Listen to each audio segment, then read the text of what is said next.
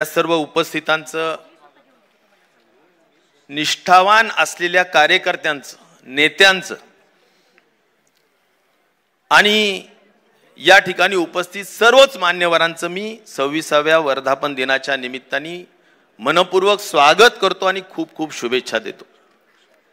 मित्रांनो, हा 26 वर्षाचा जो कालावधी आहे त्याच्यामध्ये आपण केलेली मेहनत, दाखवलेली निष्ठा, साहेबांचं असलेलं राज्याप्रती असलेलं प्रचंड मोठं योगदान, या सगळ्यांचा हा उत्सव आहे असं म्हटलं तर काय वावगं होणार।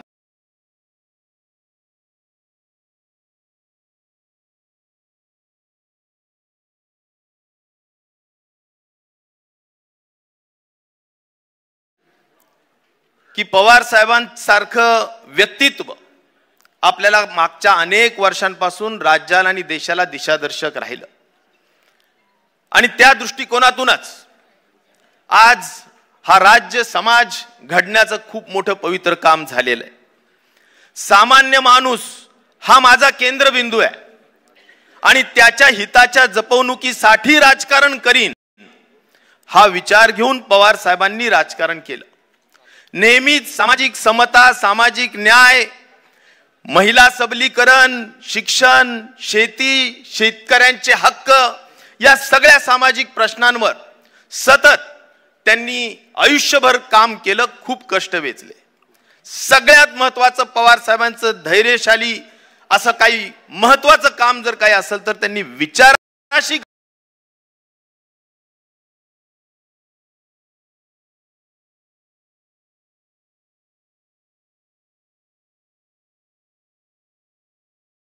पण त्याला धीरोदात्त म्हणून उभा राहायचं आणि त्याला सामोरं जायचं, हेच त्यांच्या व्यक्तित्वातून खऱ्या अर्थाने आपण शिकलं पाहिजे। आणि म्हणून माझ्यासारख्या कार्यकर्त्याला एकच वाटतं की पवार साहेबांचं व्यक्तित्व हे म्हणजे चलता बोलता विद्यापीठ आहे। त्यांच्या व्यक्तित्वापासून, त्यांच्या जीवनापासून खूप शिकण्यासारखं आहे। आज मला ज्यावेळी तरुणांवर तर एवढा प्रचंड विश्वास आहे साहेबांचं वय 85-84 हे तरुणांना अधिक प्रेरणादायी आहे मी असं म्हणेल। ज्या वेळी लोक पक्ष सोडत होते, आमच्यासारख्या लोकांनाही सातत्याने पवार साहेबांना जालन्यात आल्यानंतर सुद्धा मी विचारलं, साहेब कसं व्हायचंय, यांच्यावर प्रचंडच आपण मोठं केलंय, काम केलंय। जाऊ दे, कुणाला काय जायचं तर जाऊ दे, मला विश्वास आहे राज्याच्या तरुणांवर ही तरुण पिढी पुन्हा आपण उभा करू आणि पुन्हा महाराष्ट्र उभा करू हे सांगणारे आदरणीय पवार साहेब। आणि मला या ठिकाणी सांगितलं पाहिजे की कुठल्याही परिस्थितीत समाजाप्रती किती बांधिलकी असावी। आम्ही सगळे सांगत होतो सिनियर सिटीजन्सनी कोरोनामध्ये बाहेर पडू नये, पण 85 वर्षाचा हा तरुण योद्धा महाराष्ट्रामध्ये रेमडेसिवीर नावाचं औषध घेऊन महाराष्ट्राच्या कानाकोपऱ्यात आमच्या बरोबरच त्या ठिकाणी दौरा करण्याचा संकल्प केला, नवे पूर्ण दौरा पूर्ण केला। हा आधार देण्याचं काम आदरणीय पवार साहेबांनी केलं। सगळं मार्गदर्शन पवार साहेबांचं असतं, प्रेरणा पवार साहेबांची असती, बळ पवार साहेबांचं असतं। त्यामुळेच राजेश भैयांसारखे सुद्धा कार्यकर्ते चांगलं काम करू शकतात। त्याचं सर्व जर श्रेय मी कुणाला देऊ शकत असेल तर ते आदरणीय पवार साहेबांना देईल। आणि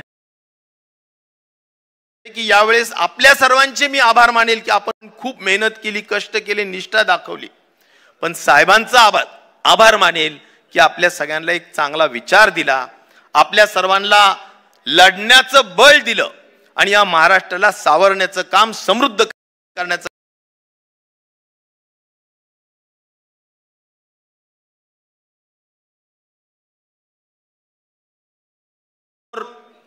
निश्चित प्रकारे समाजामध्ये